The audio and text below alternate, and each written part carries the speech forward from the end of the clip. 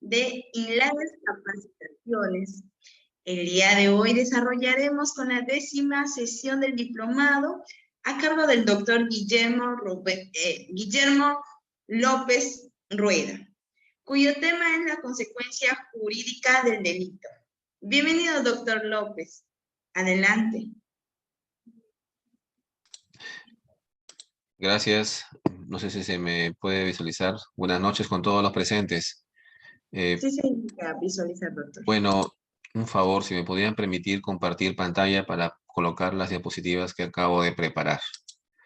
Bueno, empiezo agradeciendo en primer lugar al doctor Henry Ventura por la invitación nuevamente para este diplomado y a todos ustedes por la asistencia.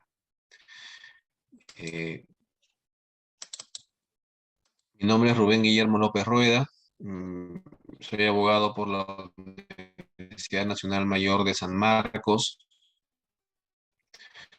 con estudios de Pontificia Universidad Católica, y actualmente me desempeño como fiscal provincial penal de la provincia de Pisco.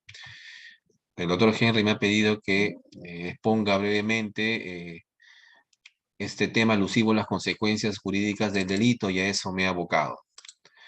Por consideraciones de tiempo, en cuanto al sistema de penas, solamente tocaremos hasta la pena de inhabilitación, quedando, si el doctor Henry me invita a una segunda oportunidad, completar este sistema de penas del Código Penal peruano.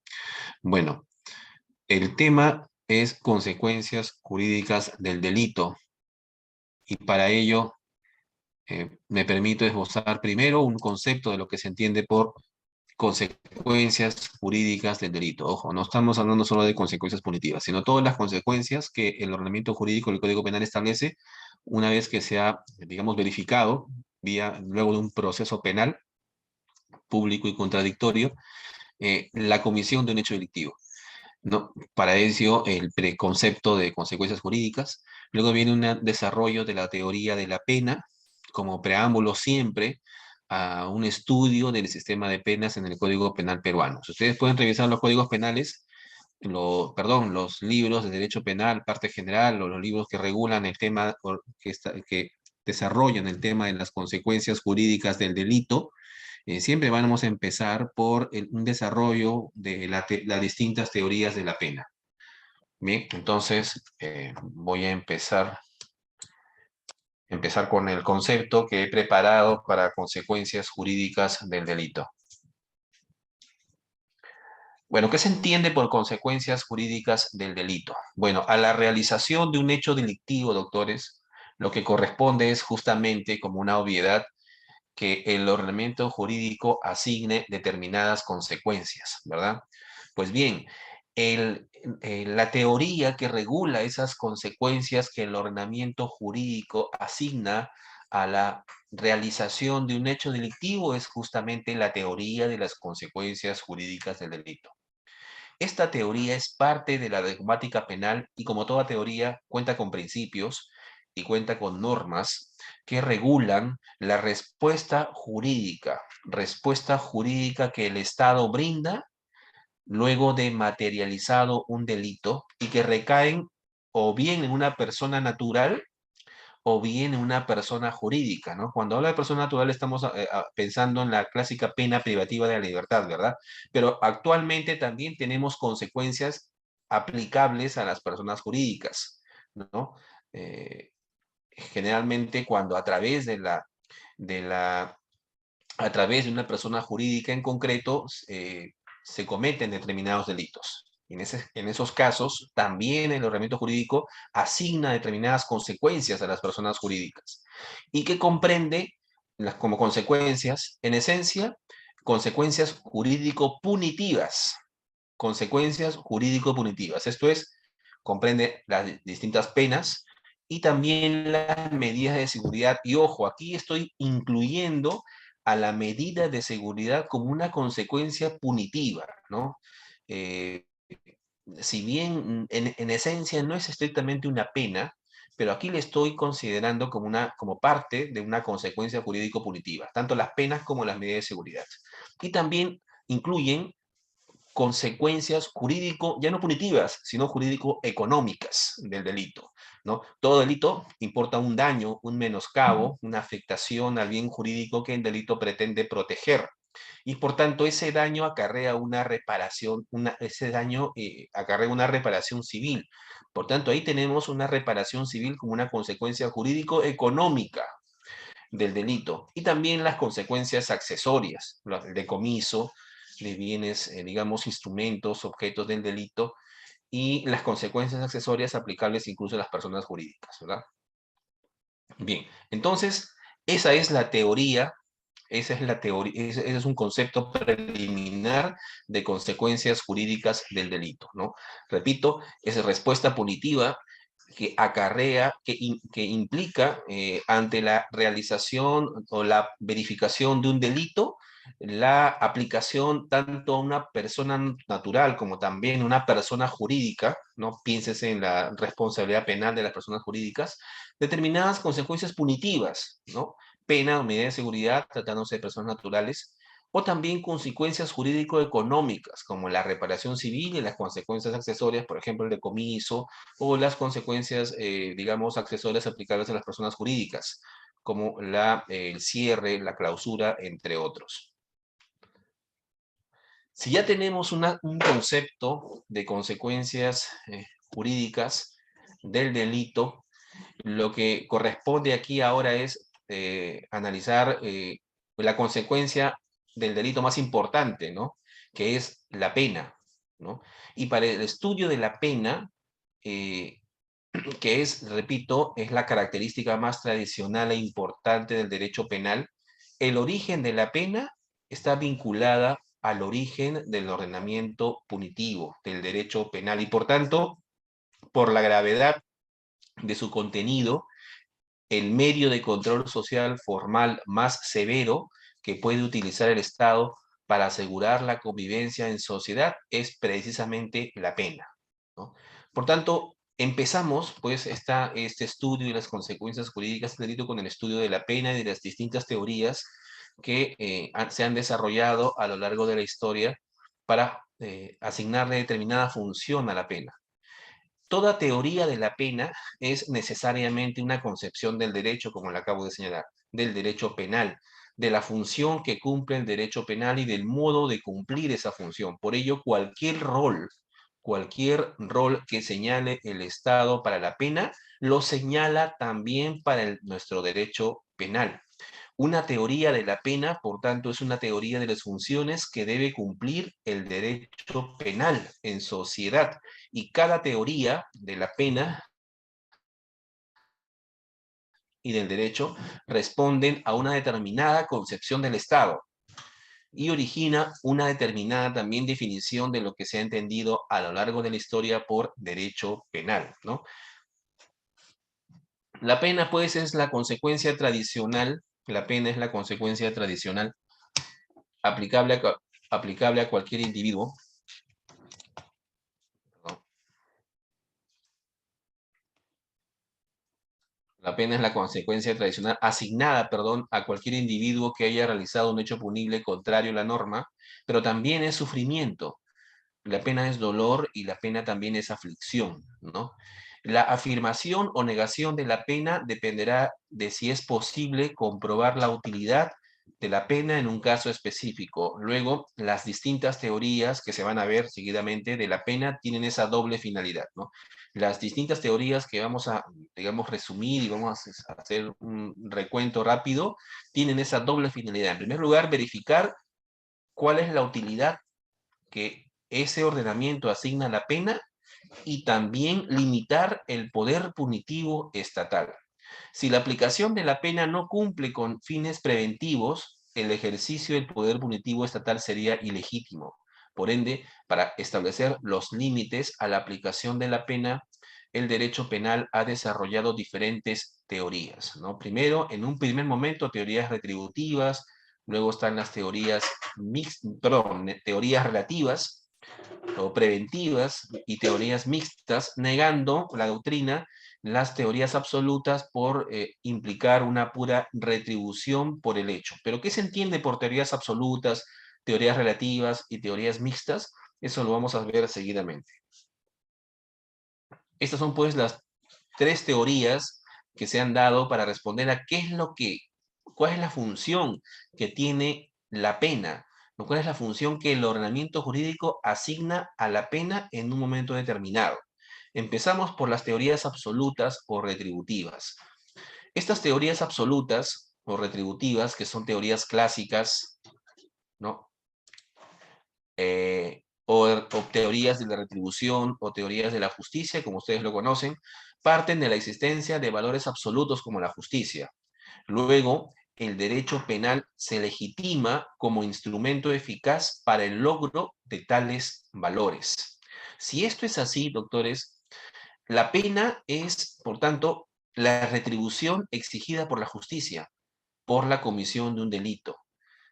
El mal, por tanto, no puede quedar sin castigo y el culpable debe encontrar en él su merecido. Por tanto, la pena, para una concepción retributiva de ella, tiene por finalidad, digamos, hacer valer, digamos, principios o valores absolutos como la justicia, ¿no? A la realización de un delito acarrea o sigue necesariamente la aplicación de una pena por cuestiones, por ejemplo, de justicia o cuestiones, por ejemplo, religiosas, como veremos seguidamente. La fundamentación de la teoría, de las teorías clásicas o absolutas, en primer lugar, fue una fundamentación religiosa, partiendo del cristianismo, partiendo del paralelismo entre la justicia divina y la función de la pena. Se asimilaba una función de la pena a una justicia divina, ¿no? La pena es el mal que te corresponde, es el castigo por el mal que tú has cometido, ¿no?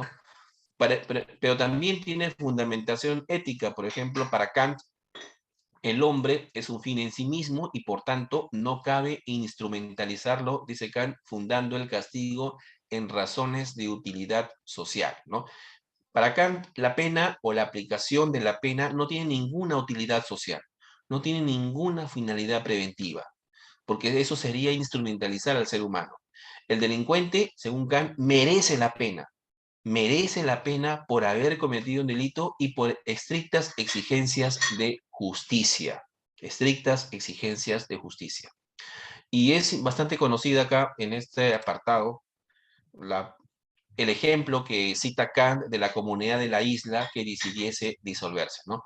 Por ejemplo, tenemos, y dice Kant, una comunidad que está anclada en una isla y que en algún momento decide disolverse y dispersarse por el mundo. Si esto es así, si la comunidad de la isla está a punto de disolverse, o sea, esa sociedad en particular está a punto de disolverse, la pregunta es, ¿habría que mantener el castigo a un solo delincuente, aunque sea inútil para dicha sociedad, porque ya la sociedad está a punto de disolverse? Y la respuesta, según una concepción absoluta, según una concepción retributiva, ¿no?, de la pena, es afirmativa. O sea, sí, hay que aplicar el castigo al delincuente, aunque ya no tenga ese castigo ninguna utilidad social, porque la sociedad está a punto de disolverse. Y esto es así por justamente la función retributiva, la concepción retributiva de la pena que se tiene en esa isla, ¿no? La respuesta es afirmativa, se tiene que aplicar el castigo a este delincuente porque la pena ha de imponerse por el delito cometido. O sea, la pena o el castigo es por el delito que tú has cometido, aunque resulte innecesario, es decir, aunque esa pena no tenga ninguna utilidad social, no acarree ningún bien para la sociedad, porque la sociedad va a estar a punto de disolverse, ¿no? ¿De qué vale aplicar una pena? ¿De qué vale, digamos, pensar que esa aplicación de la pena, en ese caso en concreto, a un único delincuente va a tener alguna utilidad para la sociedad misma que está a punto de disolverse? Pero sin embargo se aplica. ¿Por qué? Porque la pena tiene una función retributiva, una función de justicia. Es el castigo por el mal cometido. Otra fundamentación, en este caso jurídica, para las teorías absolutas de la pena es la brindada por Hegel. Para Hegel, la pena se justifica por la necesidad de restablecer la vigencia de la voluntad general representada por el orden jurídico que resulta negada por la voluntad especial del delincuente. A ver, ¿qué se entiende por esto? Considera Hegel que un delito es la manifestación de la voluntad de un delincuente, definitivamente que sí, pero es una manifestación de voluntad individual. es una manifestación de voluntad disidente, una voluntad terrorista, si se quiere decir, ¿no? Disidente, terrorista, que, digamos, está el delincuente anteponiendo esa voluntad especial, individual y disidente de él a la voluntad general representada por el ordenamiento jurídico, ¿no? Y si esto es así, la voluntad general, ¿no? Las normas que regulan la convivencia en sociedad, que es la voluntad general, representan la tesis en el método dialéctico hegeliano.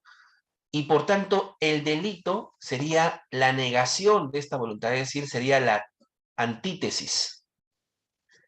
Si el delito es la antítesis o la negación de esta voluntad general, la aplicación de la pena sería, digamos, la negación de esta negación, es decir, el castigo. La pena es la respuesta que el ordenamiento jurídico concede, otorga y se aplica al delito, que a su vez es negación del ordenamiento jurídico, ¿no? Si tenemos esto así, y si lo vemos de esa manera, doctores, la pena es la negación del ordenamiento jurídico. Y si esto es así, negación de la negación es afirmación, y por tanto la aplicación de la pena, según Hegel, termina siendo o termina significando la afirmación del ordenamiento jurídico.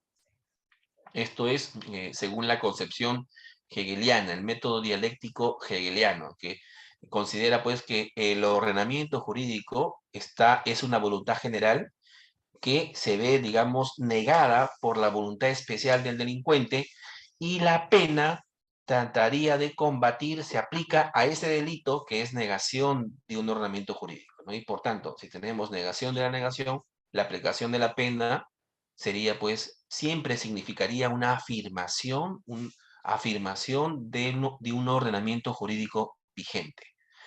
Hegel considera pues que la aplicación de la pena no tiene que tener ningún fin utilitario. No, la aplicación de la pena no mira al futuro, la aplicación de la pena mira al pasado, es decir, al delito y al restablecimiento de ese ordenamiento jurídico que fue negado por la voluntad o por la conducta de este delincuente. ¿Cuáles son las críticas que se han esbozado contra las concepciones retributivas o concepciones absolutas de la pena? Se ha dicho que si la pena no tiene ninguna utilidad, no tiene ninguna función social, entonces no sirve para nada. ¿Para qué se aplica una pena privativa de libertad si no tiene ninguna utilidad social? ¿No? Estas teorías, digamos, no asignan ninguna función o ninguna utilidad a la pena. Sí, las teorías retributivas sí asignan función. ¿Cuál es esa función entonces? La función de realización de la justicia. Siempre va a haber una función que se asigna una pena, aunque tengamos o estemos ante una concepción retributiva o absoluta de la pena. Para este caso, la función es la realización de la justicia. Esta función no puede depender de conveniencias utilitarias relativas a cada momento. Se impone con carácter absoluto. Se le critica esto a las concepciones retributivas. Ahora, en el plano internacional todavía no tenemos todavía rezagos de estas concepciones retributivas, es decir, el castigo es por el mal cometido. En los delitos de lesa humanidad, en los delitos de lesa humanidad cometidos por exgobernantes, por ejemplo, la fundamentación de la pena es básicamente una necesidad de castigo por el hecho cometido sin advertir o sin considerar ninguna utilidad social ese castigo, ¿no?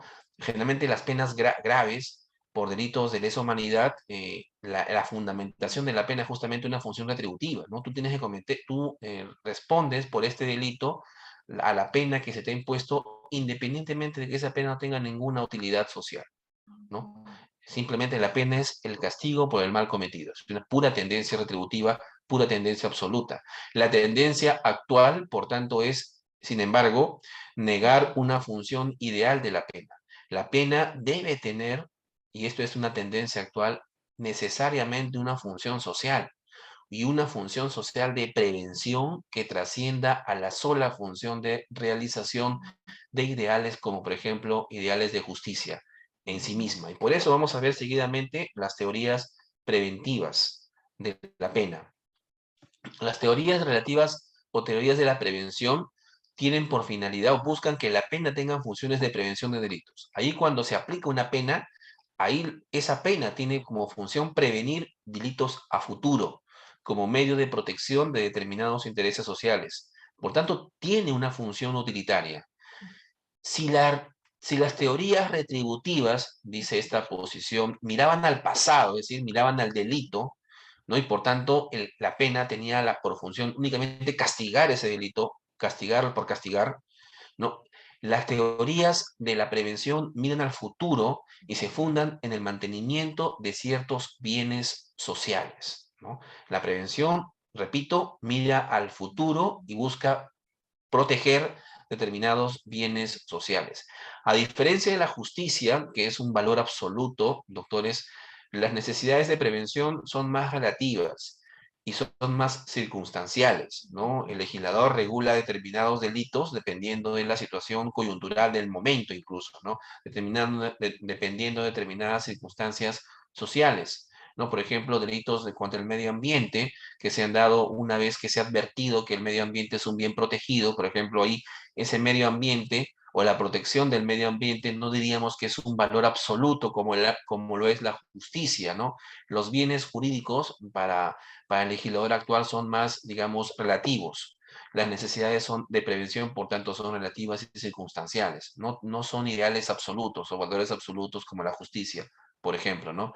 Es a partir de Feuerbach, en el año de 1775 a 1933, que se inicia en Alemania la doctrina penal de la prevención, no solamente general, sino también prevención especial. ¿Y qué se entiende por prevención general? Si la pena tiene una función de prevención de delitos, la prevención general está, digamos, dirigida hacia la colectividad, ¿no? La aplicación de la pena como función de prevención general mira hacia la colectividad. Y a diferencia de ella, la aplicación de la pena cumpliendo funciones de prevención especial, como ya lo vamos a ver seguidamente, mira hacia el delincuente, para que esa persona no vuelva a delinquir. Pero empezamos por la prevención general, la que está dirigida a la colectividad.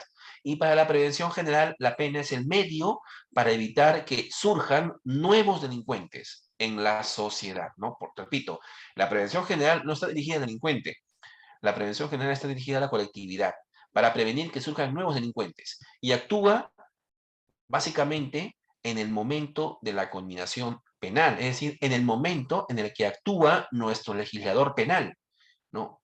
En el momento en que el legislador penal, digamos, regula o incluye determinados delitos o modifica determinadas penas. En ese momento es donde funciona la prevención general dirigida a la colectividad. El Código Penal, por ejemplo, no es más que un anuncio del legislador a la sociedad en el sentido de que por si acaso, dice el legislador penal, hay determinadas conductas, estoy incluyendo otras o estoy sacando otras, que en casos se lleguen a realizar en sociedad, acarrearán determinadas penas. Y estas conductas que regula el Código Penal son conductas, se entiende, indeseadas. Son conductas, se entiende que son las más graves. Y por tanto, son conductas que el legislador penal está advirtiendo a la sociedad que no quiere que se realicen. Puesto que si llegan a realizarse, la pena será la que está señalando pues, el Código Penal. Esta prevención general que es dirigida a la colectividad se realiza o se aprecia en ese momento, en el momento en que el legislador penal está conminando una pena a una conducta indeseada. Y esta prevención general es de dos tipos. Hay una prevención general positiva y negativa. ¿Y por qué positiva? Puesto que la aplicación, porque la afirmación o la conminación penal busca, digamos, una afirmación positiva, una afirmación estabilizadora o integradora del derecho penal y de las convicciones jurídicas fundamentales de la conciencia social de la norma, ¿no? Una prevención general positiva busca que la sociedad afirme, haga suyo el derecho, ¿no? Que la sociedad, digamos, se muestre estabilizadora, integradora hacia el derecho penal, ¿no? Y que, digamos, que la sociedad canalice e interiorice las convicciones jurídicas fundamentales de la conciencia de la norma penal. ¿Qué es lo que la norma penal busca proteger? ¿No? El legislador busca, por tanto, que esas convicciones que el legislador busca proteger a través de la pena sean interiorizadas en la sociedad. Esa es la prevención general positiva, pero a la par también tenemos una negativa, y es el temor. Es, digamos, la prevención general negativa hacia la sociedad opera como una coacción psicológica. Evidentemente que sí, ¿no? Todos sabemos, por ejemplo, que la comisión de un delito de robo acarreará, por ejemplo, penas, en el caso de robo agravado, no menor de 12 ni mayor de 20 años, por ejemplo, ¿no? Esa conminación penal por el delito de robo agravado del artículo 189 del Código Penal, cuando yo lo veo de esa manera, como una coacción psicológica, ahí está operando la pena con una función general dirigida a mí, porque yo no soy delincuente, yo soy parte de la sociedad, y como una prevención general negativa, es decir, como una coacción psicológica, ¿no? Como un anuncio de un mal, ¿no? Opera desde el momento abstracto de la conminación penal, y la ejecución de la pena solo tiene sentido para confirmar la seriedad de la amenaza legal, ¿no? La conminación penal en el momento en que se ejecuta esa pena para determinado delincuente, opera de manera negativa también en la sociedad, porque puesto que le está infundiendo un temor, es un anuncio serio del legislador hacia la sociedad en la aplicación de una pena ante la realización de un delito. Y por tanto, también aquí la pena cumple una función de prevención general negativa, ¿no? Hay una intimidación, hay una amenaza, hay una coacción psicológica por parte del legislador a la sociedad, ¿no? Infunde un sentimiento de miedo y de terror en caso se llegue a cometer alguien un delito, ¿no?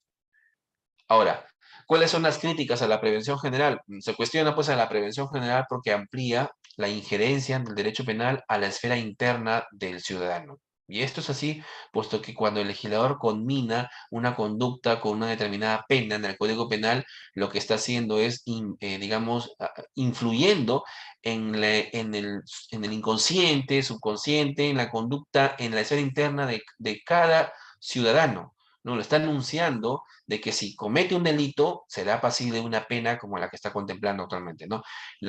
Sin embargo, la prevención general positiva tiene por finalidad limitar a una prevención general negativa o intimidadora, que puede conllevar, digamos, una prevención general negativa a un terror penal por la vía de una progresiva agravación de la amenaza penal. Allí cuando el legislador, por ejemplo, establece una pena por el robo agravado de 12 a 20 años, por la gravedad de la pena, digamos, el anuncio de un mal implicaría una prevención general negativa, digamos, un miedo, un terror. Pero cuando el legislador, suponiendo que agrave más esa pena por el robo agravado, ya no digamos de 12, sino digamos por el robo agravado, una pena no menor de 20, ni mayor de 35 años, que es el plazo, digamos, la duración máxima, una pena temporal, ahí lo que hay es una amenaza, una progresiva intimidación. Ahí está operando la pena en su función de prevención general negativa, ¿no? Y ese terror penal, digamos, debería ser controlado con una prevención general positiva. La prevención general no solo debe recurrir al miedo, a la pena, sino también debe implicar una razonable afirmación del derecho. O sea, no para lograr los fines de la pena, no solamente debemos, digamos, ceñirnos a una constante agravación de estas penas, porque con la agravación de la pena, o aumento de las penas, lo que hace el legislador es, digamos, utilizar la pena como su función de intimidación, como una función de infundir miedo, y eso es lo que no se desea. Lo más deseable, recomendable es que el legislador trate de, digamos, utilizar una prevención general positiva, buscar una afirmación del derecho y que digamos, la conciencia del derecho influya en los ciudadanos, ¿no? Ahora, si esta es la prevención general positiva, tenemos también una prevención especial dirigida al delincuente, a la persona que ha delinquido, al sujeto que ya ha cometido un delito y que ha sido declarado como tal, para que no vuelva a delinquir a futuro. Opera en el momento de la imposición de la pena y en el momento de la ejecución de la misma.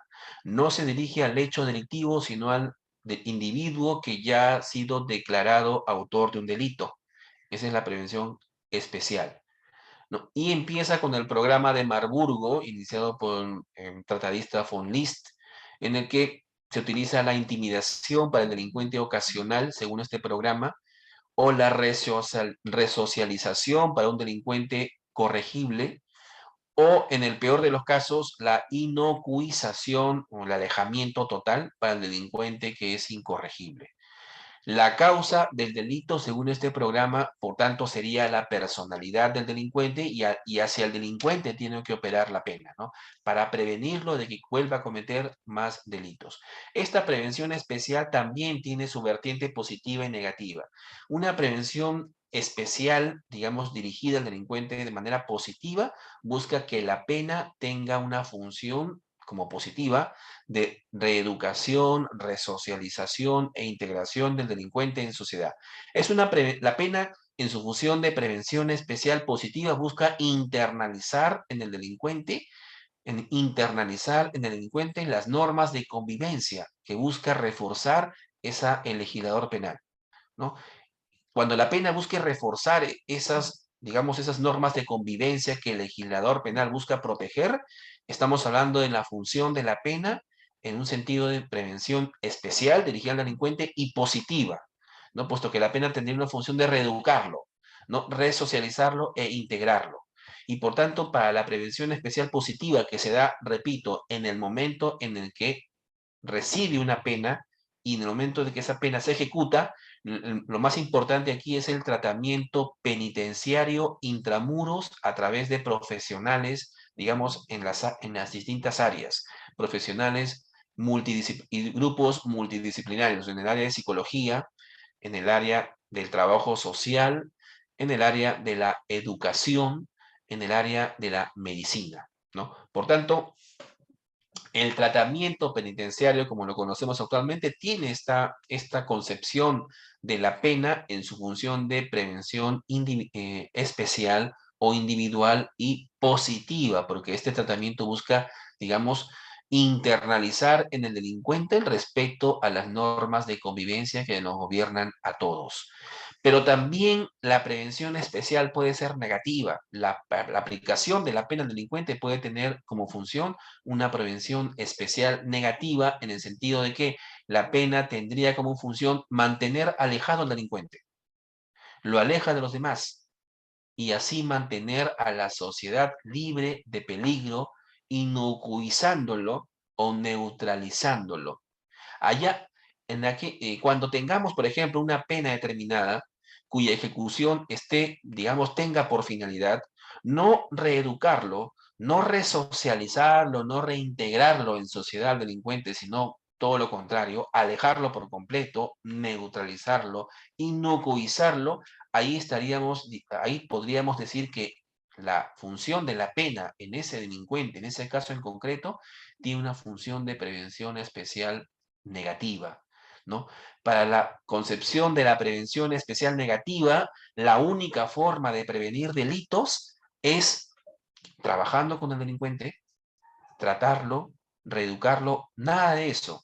La única forma de prevenir delitos para una concepción de la pena digamos, como prevención especial negativa es alejar por completo al delincuente del resto de la sociedad. Y ahora ustedes me dirán, evidentemente, esta prevención especial negativa atenta con determinados principios, con muchos principios de derecho fundamental. Por ejemplo, con el principio de igualdad, con el principio del Estado total, generalmente utilizado esta prevención especial negativa en estados totalitarios, ¿no? Y que provienen de Garófalo, por ejemplo, que es uno de sus máximos representantes, ¿no? ¿Cuáles son las dificultades teóricas y prácticas de esta prevención especial, ¿no? En su vertiente positiva, ¿no? Cuando hablamos de la pena con fines de resocialización, o en su vertiente de prevención especial negativa, cuando hablamos de la inocuización y neutralización del individuo. En algunos casos, la pena ya no va a tener ninguna necesidad posible o lícita para algún tipo de prevención especial. Por ejemplo, podríamos brindar un tratamiento penitenciario para delincuentes por convicción, para delincuentes políticos, para delincuentes terroristas, por ejemplo, no, difícil, ¿no? Difícil que la pena tenga, en esos casos en concreto, función de prevención y especial positiva o de reeducación o de reincorporación. En un Estado democrático, sin embargo, la resocialización nunca será posible contra la voluntad del penado, ¿no? Ahí, como ocurre actualmente, ¿no? El interno en un establecimiento penitenciario no puede ser obligado a seguir un tratamiento penitenciario. Tiene que aceptar, tiene que ingresar a este tratamiento de manera voluntaria. Y por eso es que ahí la pena tendría una función de resocialización, tendría una función de prevención especial positiva, ¿no? Ahora, la prevención especial, por el contrario, la prevención especial negativa en el delincuente, cuando, por ejemplo, el ordenamiento jurídico del legislador de ejecución penal le restringe o le niega determinados, le niega el tratamiento penitenciario, ahí estamos hablando de una prevención especial negativa, ¿verdad? Esa prevención especial negativa, que generalmente se manifiesta cuando el legislador penal está restringiendo el acogerse a determinados beneficios penitenciarios o el seguir determinado tratamiento penitenciario, puede convertir a la persona, al sentenciado, en un objeto. Puede incluso derivar en tratamientos contrarios a su voluntad o dignidad. Puede incluso derivar en trabajos forzados o incluso puede derivar en, por ejemplo, esterilizaciones, entre otros, ¿no? Esa prevención especial negativa, esa prevención especial de apartar o alejar al delincuente de la sociedad para, como medio de prevenir delitos, puede derivar en esto, ¿no? En atentados contra la dignidad, ¿no? Y generalmente se dan en estados totalitarios. Por ejemplo, en estados que buscan, por ejemplo, inocuizar, ¿no? Alejar por completo a determinadas personas de la sociedad, por ejemplo, digamos, convictos, perseguidos políticos, etcétera, ¿no? Ahora, la sanción al delincuente no, para la prevención especial, la sanción al delincuente no opera por el delito cometido, sino por especiales características de su personalidad, destruyendo así el principio de proporcionalidad que debe existir siempre entre delito y pena. La pena está en función del delito y no está en función de las características de la personalidad del delincuente, ¿no? Por tanto, esa prevención especial atenta contra estas, es negativa, atenta contra este principio de proporcionalidad.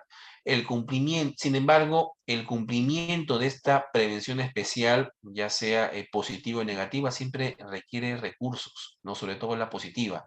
Un tratamiento penitenciario con equipos multidisciplinarios siempre va a demandar del Estado determinados recursos que lamentablemente ni siquiera los países de gran desarrollo lo tienen. Y pese a ello, ¿se debe dejar de lado una prevención especial? Y la respuesta es no. No podemos dejar de lado una concepción de la pena con prevención especial positiva o incluso negativa, ¿no? ¿Por qué? Porque contribuye de todas maneras a la prevención, ¿no? Una prevención especial positiva de resocialización, aunque no tenga, digamos, aunque no esté de, muy desarrollada en el Perú, por ejemplo, de todas maneras contribuye con la prevención de delitos y por tanto se tiene que mantener. Ahora, sí, ya hemos hablado de las concepciones de la pena con función retributiva y ahora con función de prevención. Lo que actualmente está en boga es una concepción ecléctica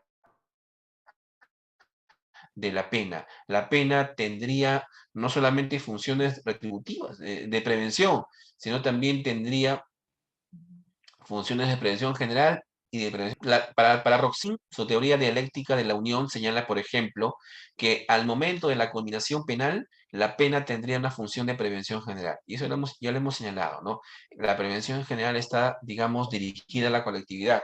¿Y cuándo es que funciona o la pena tiene esta función de prevención general? Al momento en que el legislador conmina con una pena un determinado delito, ¿no? Al momento de que el legislador atribuye una pena a una determinada conducta, ¿no? ¿Y qué principio se rige esa combinación legal? Principio de protección del bien jurídico. Es el legislador el que debe elegir qué, digamos, bienes jurídicos serán susceptibles de protección y también por principio de subsidiariedad. Ahora, eso en cuanto al momento de la conminación legal, pero al momento de la aplicación judicial de la pena, la función de la pena, la prevención especial, estaría limitada por el principio de culpabilidad, ¿no? Al momento de la aplicación judicial de la pena, digamos, aplicaría la pena como una función especial y estaría gobernada por principios como de la culpabilidad. El principio de culpabilidad tiene subprincipios, tres en concreto, y son estos: que nadie puede ser condenado por un hecho, que el delito es o bien doloso o bien culposo, que la imputación es a la persona del delincuente, es personal, ¿no? Y no existe la responsabilidad por el puro resultado, la responsabilidad es por el acto y no por el autor.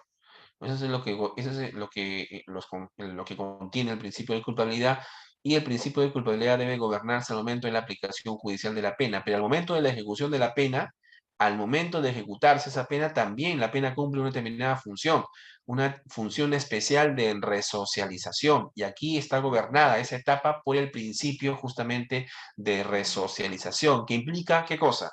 Dotarle de determinadas habilidades educativas al delincuente, ¿no? Al sentenciado. En este caso, hay que reeducarlo.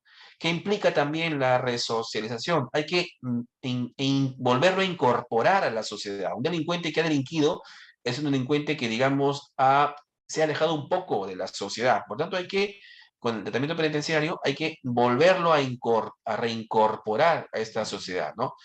Y también hay que rehabilitarlo jurídicamente, ¿no? La rehabilitación es la reincorporación jurídica del delincuente a la sociedad. Es decir, hay que borrarle sus antecedentes para que pueda, digamos, reintegrarse, ¿no? En sociedad, sin ningún tipo de antecedentes de que haya cometido algún delito, puesto que ya se ha resocializado. Esa es justamente la concepción o teoría dialéctica de la unión propuesta por Roxin y que actualmente está en vigencia, ¿no? La pena tiene estas funciones. En algún momento va a tener una función de retribución, definitivamente que sí. La pena como castigo por el hecho cometido, sin importar de que te hayas resocializado, tú debes de cumplir tu pena hasta que termines de cumplirla. Y también tiene funciones de prevención general y funciones de prevención especial.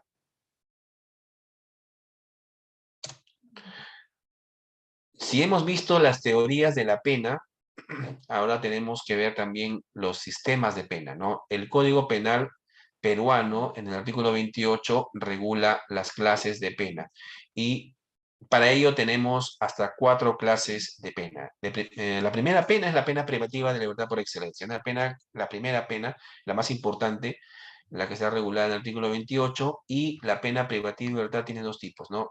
Puede ser temporal, que puede durar de 2 días a 35 años, o en su defecto puede ser sustituida esta pena temporal por una pena de vigilancia electrónica personal, o la pena privativa de libertad puede ser intemporal, esto es, puede ser cadena perpetua. Seguidamente, a la pena privativa de libertad tenemos las penas restrictivas de la libertad. Y la única pena restrictiva de la libertad que se mantiene actualmente es la expulsión del país para los extranjeros, regulada en el artículo 30, ya que ha sido abolida la pena de expatriación para los nacionales, ¿no? Por atentar contra diversos derechos fundamentales.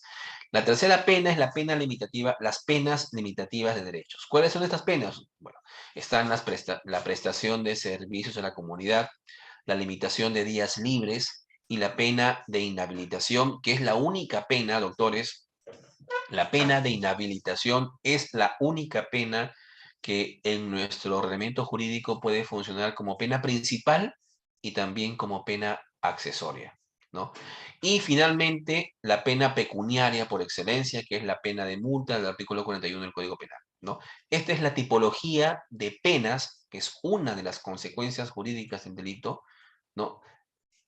Esta es la tipología de penas que regula el legislador penal peruano. De ellas únicamente vamos a tratar hasta la pena limitativa de derechos, doctores, por cuestiones de tiempo. Pena privativa de la libertad. ¿Qué es una pena privativa de libertad? El concepto después es una restricción a la libertad de desplazamiento de la persona que ha sido encontrada judicialmente responsable por la realización de un delito mediante su internamiento en establecimiento penitenciario como castigo por parte de un juez que está contemplado, incluido en una resolución judicial firme. Por tanto, es la restricción a una libertad de desplazamiento en un establecimiento penitenciario, ¿verdad? Ese es el concepto de pena privativa de la libertad. ¿Es una pena antigua? No. La pena privativa de la libertad es relativamente reciente.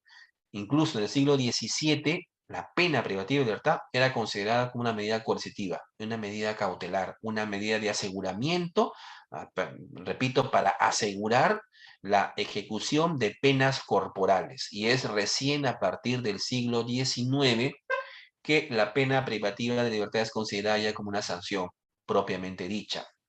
Ahora, se le critica a la pena privativa de libertad que le falta idoneidad para alcanzar los fines preventivos de una manera satisfactoria, ¿verdad? Pero que una persona, digamos, un delincuente primario que ingresa a un establecimiento penitenciario, luego de cumplir su pena, se le excarcela, pero sin embargo, en muchos de los casos no han cumplido o no han internalizado el cumplimiento de la norma.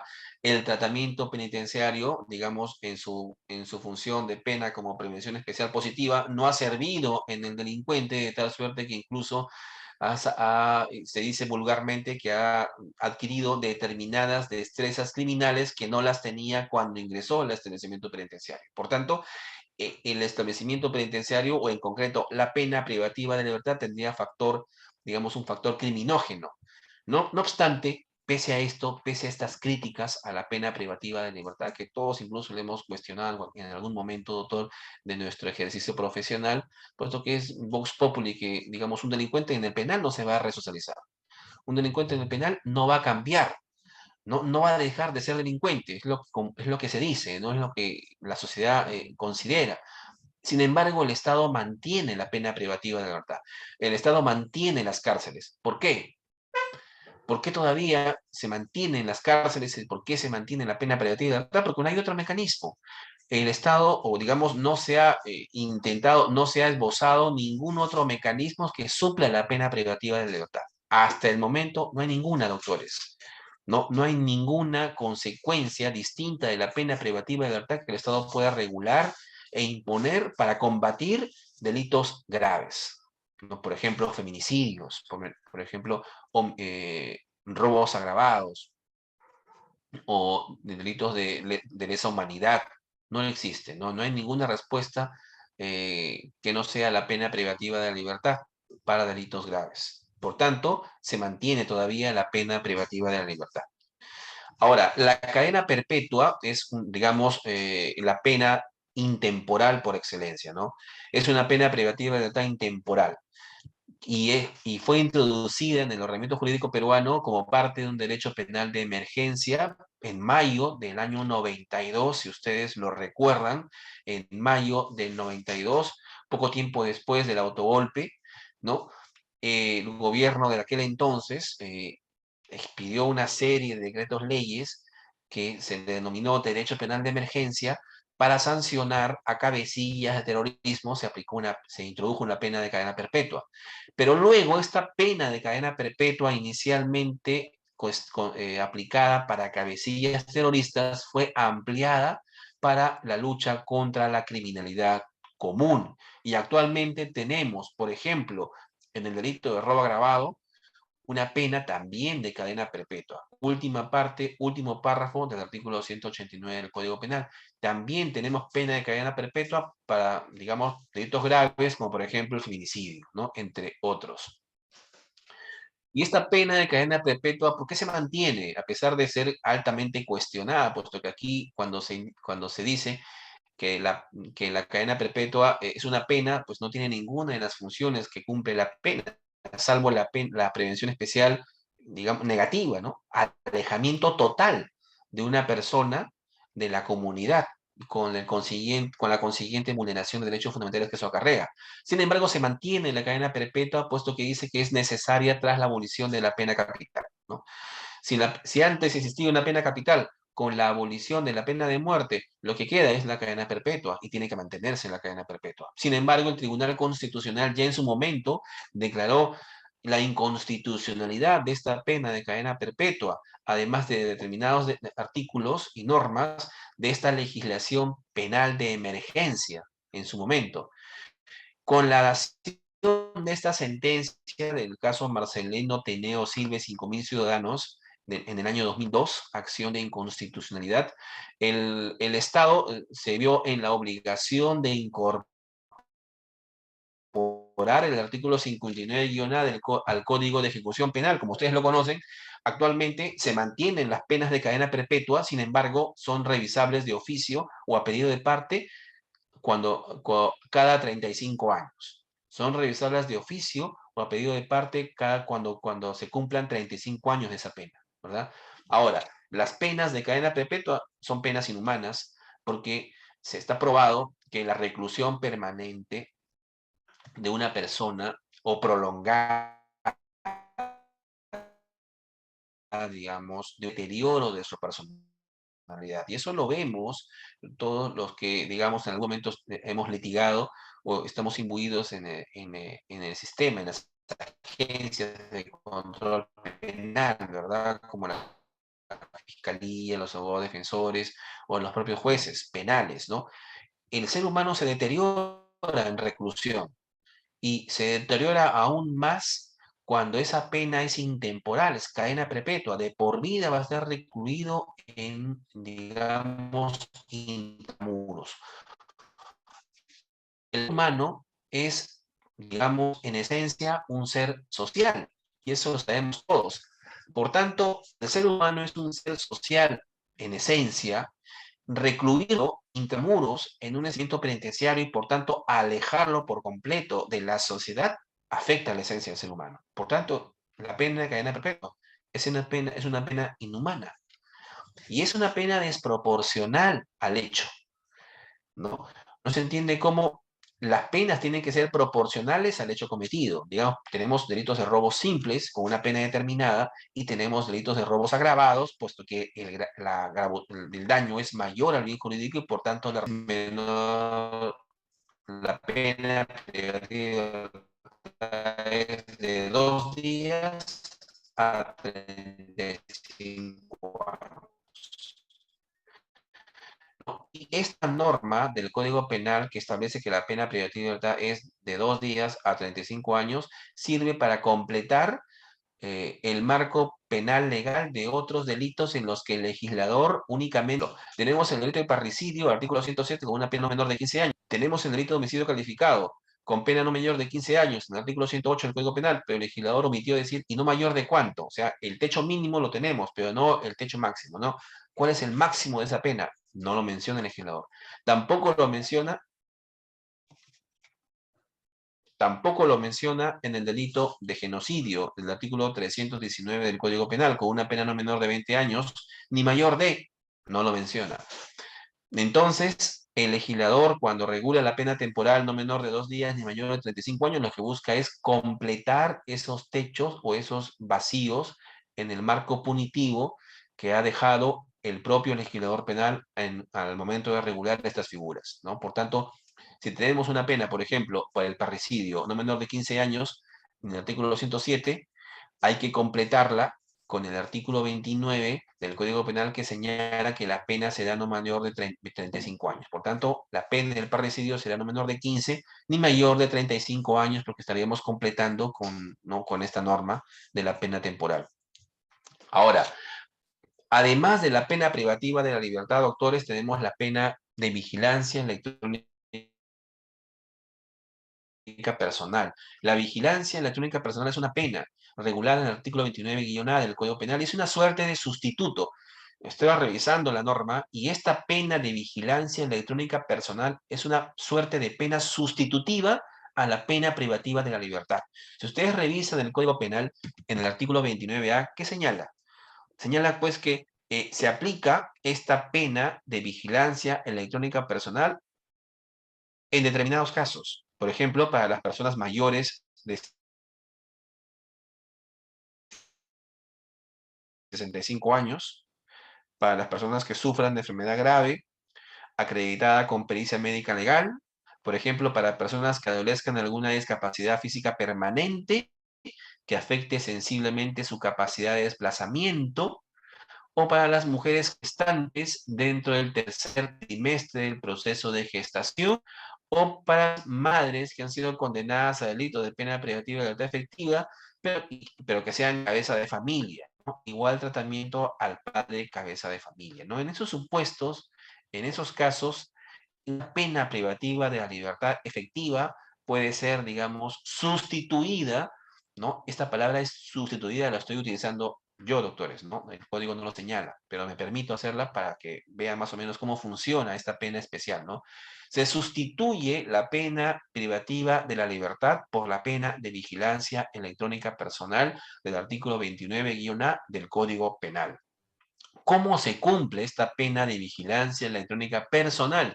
Su ejecución se realiza, esto lo regula el artículo 29-A del Código Penal, en el domicilio o aprobación del juez, ¿no? El juez, en este caso, fija reglas de conducta previstas en la ley, así como todas aquellas que considere necesarias para asegurar la idoneidad del mecanismo de control. ¿Y cómo opera, digamos, el cómputo de la pena de vigilancia electrónica personal? Pues bien, un día de pena privativa de la libertad equivale a un día de vigilancia electrónica personal. Ese es el cómputo de la pena. Cuando la pena privativa de libertad es sustituida por una pena de vigilancia electrónica personal, es prácticamente como que uno estuviera cumpliendo una pena privativa de libertad, ya no dentro del establecimiento penitenciario, sino dentro del propio domicilio o del lugar que señale el condenado al juez. Sin embargo, no procede la vigilancia electrónica cuando una persona ha cometido un delito doloso y tiene la condición de reincidente o la condición de habitual, ¿no? En esos casos, cuando esta delincuente reincidente o habitual está evidenciando está evidenciando que un tratamiento penitenciario, una pena con fines de resocialización no tendría ninguna posibilidad de éxito en él, aquí no se aplica esta sustitución de la pena privativa de libertad por la pena de vigilancia electrónica personal. La pena restrictiva de la libertad es la única, la expulsión de los extranjeros del país, eso de ahí no vamos a ahondar más. La pena de expatriación ha sido abolida para nacionales y finalmente, ya para concluir, las penas limitativas de derechos. Penas limitativas de derechos. Tenemos en el Código Penal peruano tres tipos de penas limitativas de derechos: la prestación de servicios a la comunidad, la limitación de días libres y la pena de inhabilitación, que es la única pena, repito, doctores, es la única pena que puede ser aplicada como principal y como pena accesoria, la pena de inhabilitación. Pues bien, ¿cómo se aplican estas penas limitativas de derecho? La prestación de servicios a la comunidad y la limitación de días libres, por expresa indicación del artículo 32 del Código Penal, pueden ser aplicadas de dos maneras. Pueden ser aplicadas como penas autónomas y también pueden ser aplicadas como penas sustitutivas o alternativas, y así lo regula expresamente este artículo 32. ¿Qué señala este artículo 32? Ambas se aplican de manera autónoma cuando estén específicamente señaladas para cada delito, ¿sí? Hay delitos, doctores, que tienen penas de prestación de servicios, ¿no? Por ejemplo, la violación de medidas sanitarias, del artículo 392. Ahora, a consecuencia de la pandemia, tenemos estas penas, ¿no? Artículo 392, a ver si no me estoy equivocando, acarrea 292, perdón. Artículo 292 del Código Penal, artículo 292, no, tiene 10 multa. Pero hay otros articulados ahorita que acarrean prestación de servicios, ¿no? Pues bien, bueno, ya. Vamos a continuar. Si hay un delito que el legislador lo contempla con una consecuencia, con una pena de prestación de servicios o limitación de días libres, tendremos ahí la aplicación de esta pena como autónoma. Pero también el juez está en la facultad de sustituir una pena privativa de la libertad que no sea superior a 4 años, por una pena sustitutiva o por una pena alternativa de prestación de servicios a la comunidad o de limitación de días libres. Eso lo regula expresamente el artículo 32 del Código Penal, que dicho sea de paso, hasta el momento yo no he visto que ningún juez aplique o sustituya una pena privativa de libertad no superior a 4 meses por una pena de prestación de servicios a la comunidad o limitación de días libres al momento de la sentencia. No lo he visto. Sin embargo, el código lo contempla. El código contempla estas penas sustitutivas, y así lo menciona textualmente, penas sustitutivas de prestación de servicios o limitación de días libres. Y esto queda en el exclusivo arbitrio del legislador, del juez, perdón. El juez está en la facultad de sustituir una pena, digamos, privativa de la libertad, que no sea superior a 4 años, ya sea por una prestación de servicios o por una limitación de días libres. Claro que actualmente no se utiliza esto en el entendido de que ¿para qué utilizar una pena sustituida de prestación de servicios o limitación de días libres? Ustedes lo están pensando, si ya tenemos una suspensión de la ejecución de la pena. Si ya tenemos una suspensión de la ejecución de la pena, o sea, se suspende únicamente la pena privativa de libertad, ¿para qué sustituirla por otra pena? No, pero mejor prefiero que me la suspendan antes de que me la cambien por, digamos, algún servicio que tenga que dar a la comunidad, ir a barrer la comisaría, ir a pintar la fachada de la fiscalía en Pisco, o ir a, digamos, limpiar los colegios de esta localidad, por ejemplo. ¿Para qué voy a hacer eso? Mejor prefiero que se me suspenda la pena privativa de libertad no superior a 4 años, ¿verdad? Sin embargo, el legislador mantiene esa posibilidad de penas sustitutivas o alternativas, dice el legislador, artículo 32. Ahora, ¿cuál es la duración de estas penas sustitutivas? Si en caso ustedes advierten que un juez sustituye una pena privativa de libertad, no mayor de 4 años, por una pena de prestación de servicios o limitación de días libres, que, repito, no la he visto hasta el momento, el artículo 34 señala que esas penas serán, la duración y la conversión será en función del artículo 52 del Código Penal. El artículo 52 del Código Penal regula la conversión de pena privativa de la libertad de corta duración efectiva a pena de prestación de servicios y limitación de días libres, que sí lo he podido, digamos, sí están incorporadas, ¿no? Pena privativa de duración de corta duración por días, digamos, por días multa o por prestación de servicios o limitación de días libres. La conversión del artículo 52 del Código Penal, ¿no? ¿Cuál es digamos, la conversión? 7 días de pena privativa de libertad equivaldrían a una jornada de prestación de servicios o limitación de días libres. Ahora, tenemos la prestación de servicios a la comunidad. El artículo 34 del Código Penal señala que la prestación de servicios obliga al condenado a trabajos gratuitos en entidades asistenciales, hospitalarias, escuelas, orfanatos o similares, ya sea entidades públicas o privadas. Claro, ¿verdad? El juez podría disponer, por ejemplo, que estas jornadas las realicen ya sea en una entidad pública como una municipalidad o un ministerio o una comisaría, como también en entidades particulares, como por ejemplo clínicas o digamos siempre asistenciales, ¿no? Clínicas en su mayoría, ¿no? Los servicios en lo posible serán de acuerdo a las aptitudes del condenado y las jornadas serán de 10 horas semanales entre sábados, domingos y feriados, de modo que no perjudique su horario normal de trabajo, ¿no? Claro, si tenemos una persona condenada que es contador, una persona condenada que es, digamos, mecánico, si se le aplica una pena de prestación de servicios a la comunidad, esos servicios están en función de sus aptitudes personales y se extiende a, digamos, no menos de 10 jornadas hasta 156 jornadas, salvo que la norma brinde una aplicación distinta, ¿no? Por ejemplo, en la conversión de penas. Cuando una pena privativa de libertad de corta duración se convierte a una de estas dos penas, artículo 52 del Código Penal, ahí las jornadas son mayores, ¿verdad? Duran más. Y limitación de días libres. ¿Cómo funciona la limitación? El artículo 35 del Código Penal señala que la limitación de días consiste en la obligación que tiene el individuo de permanecer sábados, domingos o feriados, no en su casa, ¿no? Sino en asistiendo a programas educativos, psicológicos, de formación laboral o cultural, ya sea en entidades públicas o en entidades privadas, pero siempre con fines asistenciales o fines sociales. Por ejemplo, una persona que haya cometido, digamos, algún delito, digamos, que tenga que ver con el tráfico rodado, causando lesiones, por ejemplo, podría ser condenada a una pena, en lugar de pena privativa de libertad efectiva, esta pena podría ser convertida a limitación de días libres en el entendido de que podría asistir sábados, domingos o feriados a programas educativos que busquen brindarle, digamos, algunos alcances sobre el manejo o las consecuencias nocivas del manejo con ingesta de alcohol o de drogas, por ejemplo, ¿no?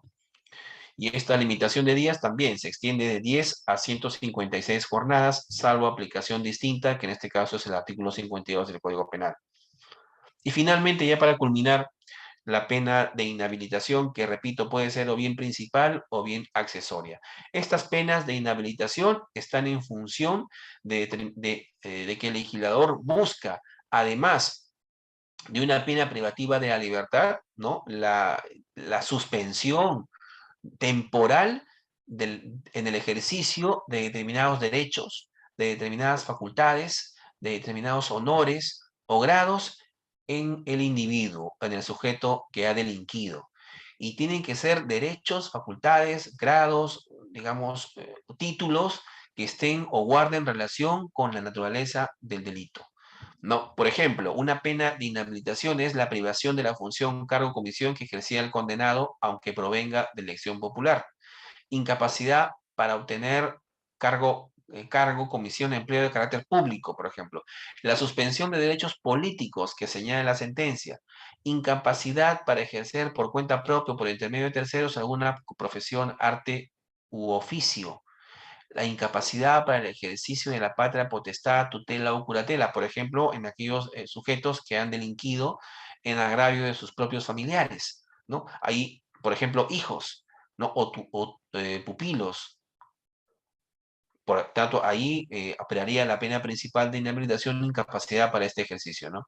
También la suspensión o cancelación para portar armas de fuego, allí donde uno comete un delito con el uso de armas de fuego, ¿no? Del cual uno cuenta con una licencia, pues la condena a ese delito acarrearía como pena principal de inhabilitación la suspensión o cancelación de esa autorización, ¿no? O la suspensión o la cancelación para conducir cualquier vehículo motorizado, o la privación de grados militares o policiales, o incluso, como actualmente lo ha regulado el legislador, la incapacidad definitiva para ingresar o reingresar a un servicio docente o administrativo en entidades de educación básica, centros de educación técnica. Esto está en el artículo 36.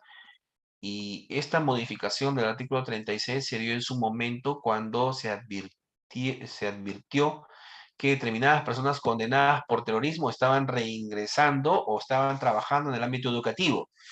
Es a partir de ahí que el legislador penal incluye, pues, este inciso 9 del artículo 36. Inciso 9 del artículo 36 con el decreto de urgencia 019-2019 publicado el 2 de diciembre del 2019, ¿no? Cerrando la válvula o, digamos, aplicando una pena de inhabilitación intemporal, porque aquí dice incapacidad definitiva para ingresar o reingresar al servicio docente o administrativo en entidades de educación básica, en centros de educación técnica productiva, institutos o escuelas de educación superior, instituciones de educación superior y artística, universidades, escuelas de las Fuerzas Armadas o de la Policía Nacional del Perú, Ministerio de Educación o sus organismos públicos adscritos, direcciones o gerencias regionales de educación, etcétera, ¿no? Para las personas que han sido condenadas por, y aquí establece el legislador, una serie de delitos, y el primero es definitivamente el terrorismo, ¿no? Y no podía ser de otra manera, puesto que esta modificación del año 2019 ha sido justamente consecuencia de que estas personas que habían sido condenadas por terrorismo,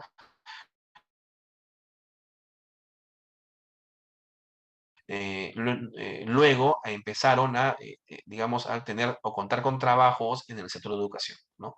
A partir de esto es que se dio esta modificación y por tanto se incluye una pena de inhabilitación principal, intemporal, porque es una incapacidad definitiva. Definitiva es. Bueno, acá estamos advirtiendo, dicho sea de paso, en esta pena de inhabilitación como incapacidad definitiva para reincorporarse al área docente, una pena con función de prevención especial del delincuente de la sociedad, ¿no? Y por eso es importante que un estudio de las clases de penas empiece por un estudio sobre las teorías de la pena, como lo hemos hecho en este momento, ¿no? Y avanzo para culminar. La pena de inhabilitación principal, cuando está contemplada como una consecuencia específica en un delito determinado, tendrá una duración no menor de 6 meses ni mayor de 10 años. Salvo en los supuestos de incapacidad definitiva, dice el legislador penal, pero nosotros entendemos que esta incapacidad definitiva está vulnerando determinados derechos, ¿no? Vulnera. Una pena no puede ser intemporal, ¿no? Como por ejemplo una pena de inhabilitación. Ahora, la inhabilitación accesoria se extiende por igual término que la pena principal. ¿Y cómo funciona una pena de inhabilitación accesoria?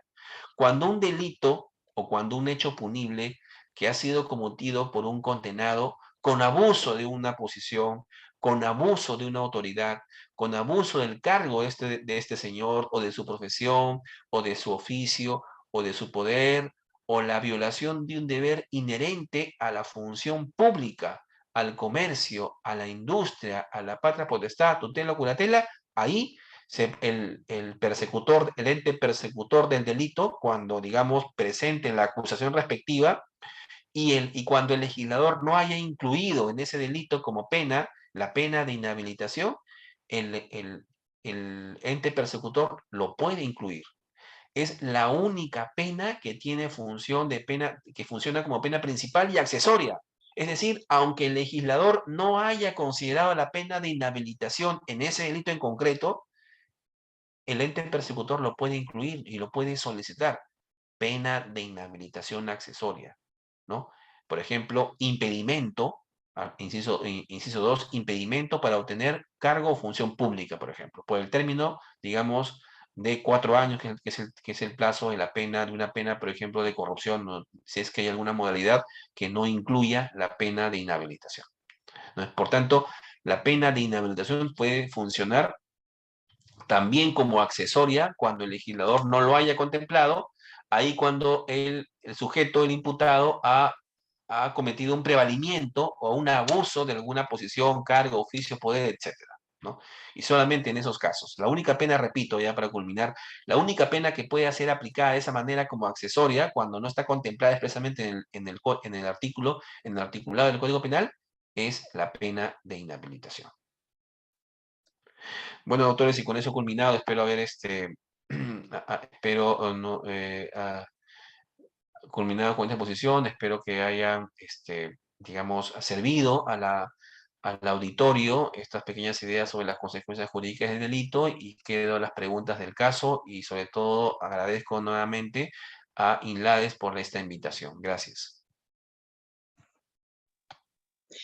Bueno, si algún participante tiene alguna pregunta, puede hacerlo ahora, que el doctor Rubén está presto a responder.